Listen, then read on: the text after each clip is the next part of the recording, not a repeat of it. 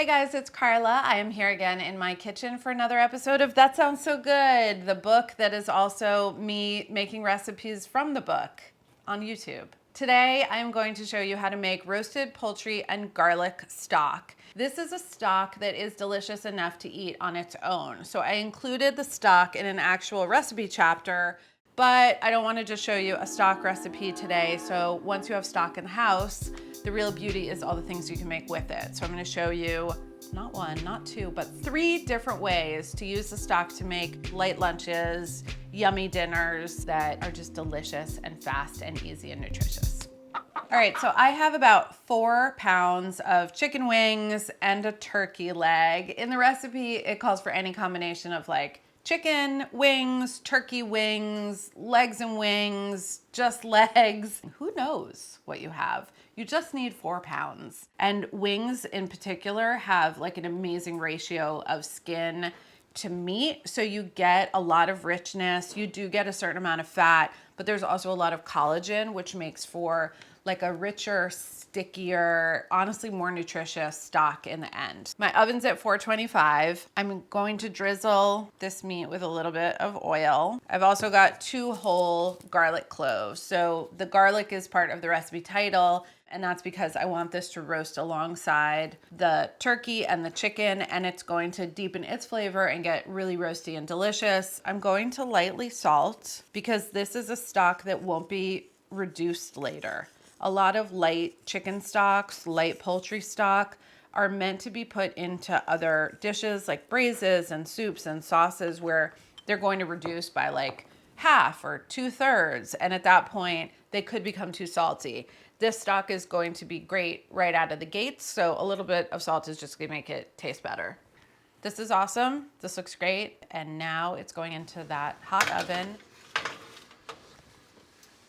All right, so it's been about an hour and a half. I've checked, I've flipped, everything looks roasty toasty. This is exactly what you wanna see. Really dark brown skin, the garlic cloves just lightly pressing and squeezing. I can tell that the cloves inside have just like become mush. So I've got 4 quarts of water, cold water, straight out of the tap in this tall stock pot.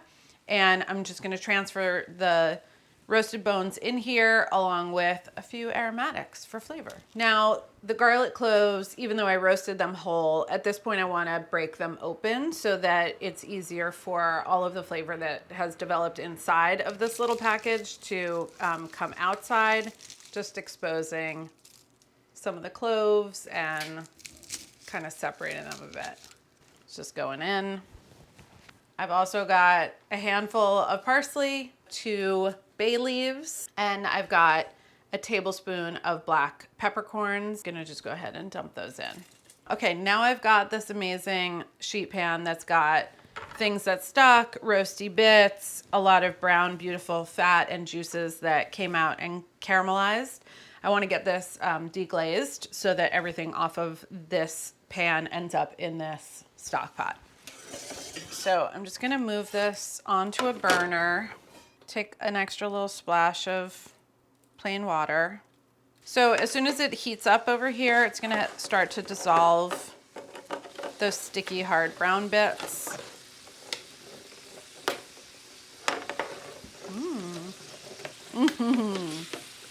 The old turkey bone facial. People pay a lot of money for this. And I'm gonna go ahead and just add all of this liquid from deglazing. It's just a lot of flavor in what was stuck to the pan, so use every bit. As soon as it simmers, I'm gonna lower the heat to very, very, very low. This stock is not about a huge reduction. It's more about like a long extraction. So once it comes up to temperature and it's simmering, I want the heat to be low. I wanna see the barest little bit of bubbles like every second or so, but it really does not need much babysitting at all. So we'll be back in 3 hours. Stock is done. So I'm just gonna go fishing. But you can see by the way that this is shredding and bones are falling off and all of the flavor from the meat at this point is in the liquid. All right. So now it's just like smaller bits and bobs, and I'm just gonna get rid of the bones. Thank you, bones. You did a great job. And now I'm switching to a fine mesh strainer. All right. Obviously, you need to choose your vessel wisely. The stock yields about between 3 and 4 quarts. You'll also notice good amount of fat on the surface of the stock, and rightfully so, because we didn't start with like naked bones. We started with yummy chicken wings and a whole turkey leg. And when you chill the stock, that layer of fat is going to come up to the surface, and it's really easy to remove. But for right now, I'm not taking it off. It's part of the party. If you weren't going to use this immediately, the thing to do is to get it into smaller containers and vessels. So this for me is very gratifying because I save literally every jar that comes into this house. So now, because I'm fearless and crazy, I'm just going to pour straight from the bowl. Great. All right, there's one. What could I be doing differently? And then rolling the dice and spilling the stock that I spent 3 hours. It's called a funnel. I do have one. If I did anything like what I just showed you about pouring in a fine dining environment, I would be fired. That one was good. To prove how delicious the stock is, with the tiny amount of stock left over, we're just gonna have a protein-rich beverage. Oh my God, would sip all day. Great stuff, love it, fortifying. So now I have my gorgeous menagerie of stock. I'm going to set some stock aside and show you 3 fantastic ways that you can use the stock for really quick, easy dishes. This is the poached egg on toast in soup. Soup being the stock. It transforms when it's with its friends. I'm gonna add enough oil to come about 1/8 of an inch up the sides. It's more than just a skim coating on the bottom. It's like a good amount everywhere, like a shallow puddle from side to side. You know, it's pan frying. We're pan frying bread. It's gonna be delicious. So what happens here is that the kind of middle, soft, inside, chewy part of the bread is going to absorb the oil, but it will still be like moist and chewy in the center, and the edges and the surface are gonna get this really shattering, crisp quality to them. And so it's a lot of like fantastic textures. The oil is like bubbling up through like a geyser. It's a toasted bread oil geyser. And it's just something that you wanna eat real bad. All right, these guys are gonna hang out over here. Now we're gonna poach an egg. I do 2 things with my eggs. I strain them so that the whites have a chance to drain off, because that strandy bit of like octopus kind of ghosty, the little tendrils, that's the very edge of the egg white that has thinned out from the rest of the egg white. So if you put it in a strainer, you get rid of that, you won't see as many tendrils. The other thing I do is I love a vortex. And I know it sounds like a weather system, but that spinning action does help the egg kind of rotate while it's starting to cook and keep like a nice orb shape. Do you see the look of pure joy in my face? Because this is going about as well as it could ever go. Because sometimes you do it and like get a big trail, or you get a comet, or you just get an ugly egg. There's ugly eggs out there. Not this one. Not today.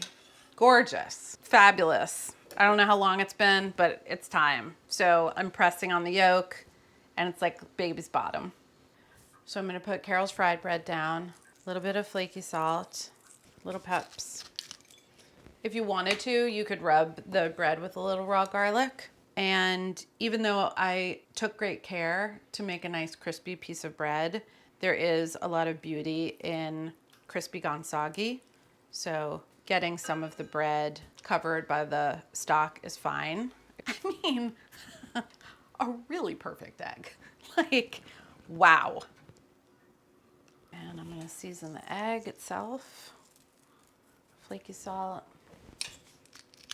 and pepper. And that is poached egg on toast in soup. I cannot wait to eat it. All right, so for the second little serving suggestion, no recipe, I have hot stock and some thinly sliced collards. Okay, so my stock is hot.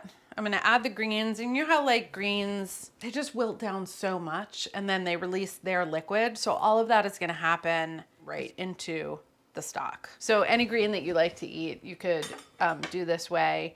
And really you could cook it for 10 seconds or you could cook it for 20 minutes. So it's a nice thing if you haven't figured out your vegetable side for dinner to just set this up, let it go. If dinner takes you 10 minutes, the greens are gonna be great. If dinner takes you longer, the greens are also gonna be great. I love the way that these are now. And to serve, I'm just gonna put a few dashes of hot sauce over. Awesome. Barely braised greens in poultry stock. I don't have a name for this. Yeah, let's go with that. Wilted collards in hot stock. Catchy. All right, so now the third example that I'm going to show you is maybe the simplest of them all. I don't know. This is blank slate whole grains. They've been reheated in the broth itself. So on that reheat, the grains definitely absorb some of the flavor of the stock. And to me, this is like so comforting and so delicious. I'm just gonna season them a little bit. You could put black pepper on this. I've got a pinch of chili flake. Yummy. And then just a drizzle of olive oil. It would just make me feel good to eat this. All right, so first up, we have the beautiful poached egg on toast in soup, AKA stock. The most beautiful egg I ever poached, I think. So let's just honor that for a moment. And we have our beautiful Carol's fried bread, crispy gone soggy. I love the way the yolk is going to enrich the liquid. Oh.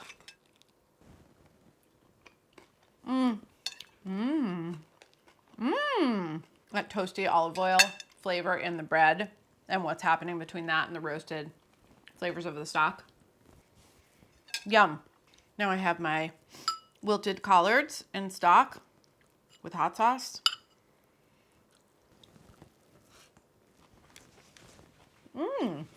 I mean, how can you compare, really? Apples and oranges.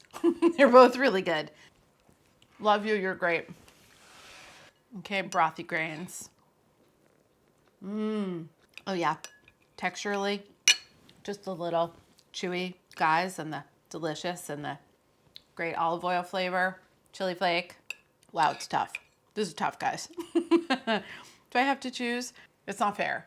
It's not fair to everybody. It's more like an outfit. Like now that I have tried the look 3 different ways, like what's another look that I can create? Okay, now we're talking. So, dish number 4, wilted greens with a poached egg on brothy farro. That's the happy union that we were all just needed. I love this dish, and I hadn't even thought of it, but they all go together in a really delicious way. And they all start out in the same way. Roasted poultry and garlic stock is something that you should make. And the reason you should make it is so that you can make all of this. Really, it's the gift that keeps on giving, just like this channel. Like and subscribe.